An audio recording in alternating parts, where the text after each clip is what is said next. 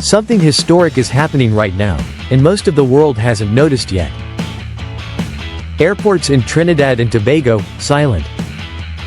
Flights cancelled. Departure boards glowing red. But this isn't because of war. It's not a pandemic. And it's not a recession. It's a silent economic rebellion. For the first time in modern history, thousands of Trinidadians are deliberately canceling trips to the United States. Not because they can't go, but because they've decided not to. And the cost?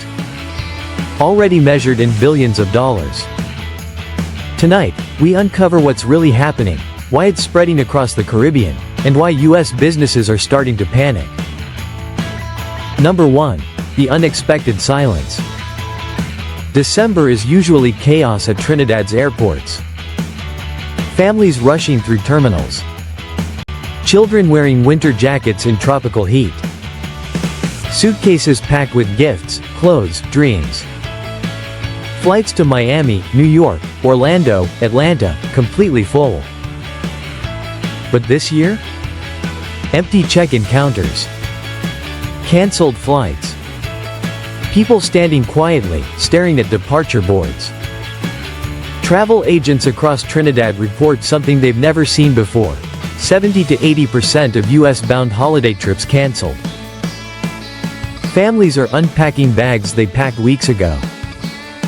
Passports with valid US visas are being tucked back into drawers. Not because they expired. Because something else expired first. Trust. Number 2. Follow the money.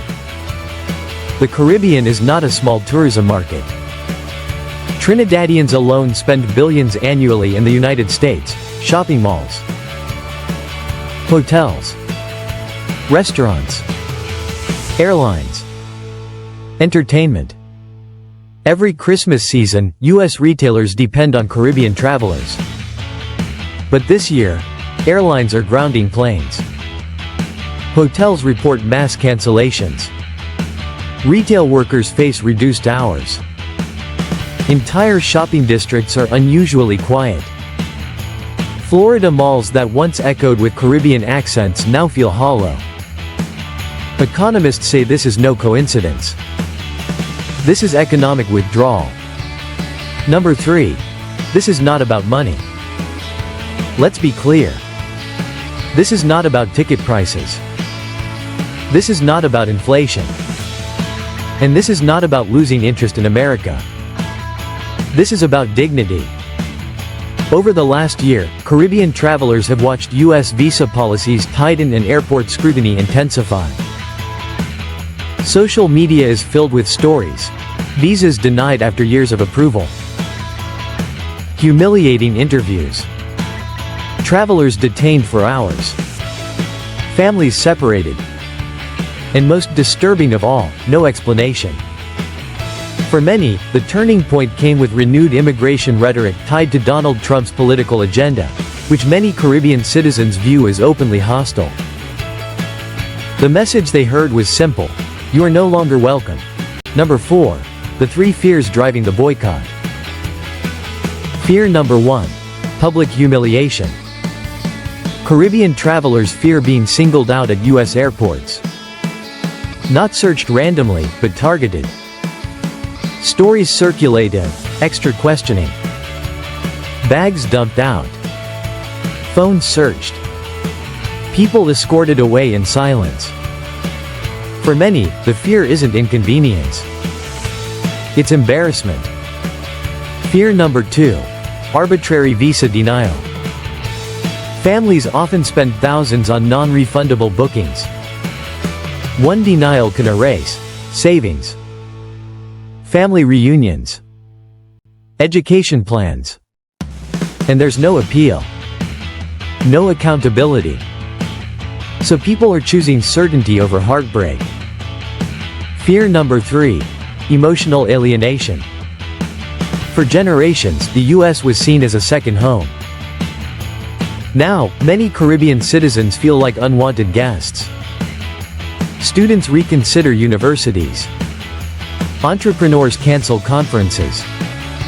Families cancel reunions. Hope is quietly replaced with caution. Number 5. How the boycott spread.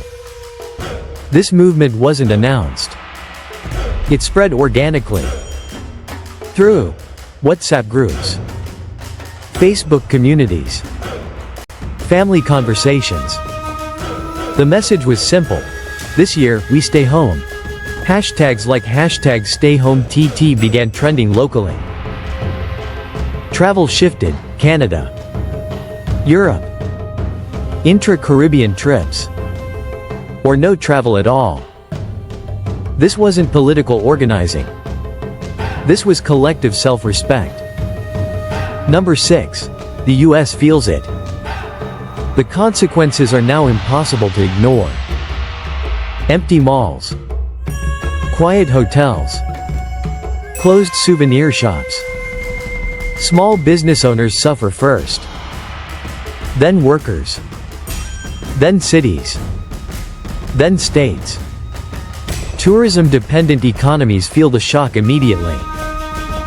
This is what happens when rhetoric meets reality. Number 7. This is bigger than Trinidad. Other Caribbean nations are watching closely. Jamaica, Barbados, Grenada, St. Lucia. The fear is spreading. If this continues, the US could lose its position as the Caribbean's preferred destination. And once travel habits change, they don't easily return. Number 8. A global warning. In today's world, economic power isn't only held by governments. It's held by people. People who decide where to travel, where to spend, who deserves their money. This boycott proves one thing clearly: disrespect has consequences. Final chapter: the future. Is this temporary? Or the beginning of a new era? That depends on what comes next. But one truth is already clear. The quiet airports of Trinidad are louder than any protest. They are a reminder that ordinary people, united, can reshape history. And this time, they didn't march. They simply stayed home. Outro. If you want updates on Caribbean travel changes, visa policy shifts, economic impacts, global tourism trends, subscribe to this channel and turn on notifications. Because this story isn't over. It's just beginning.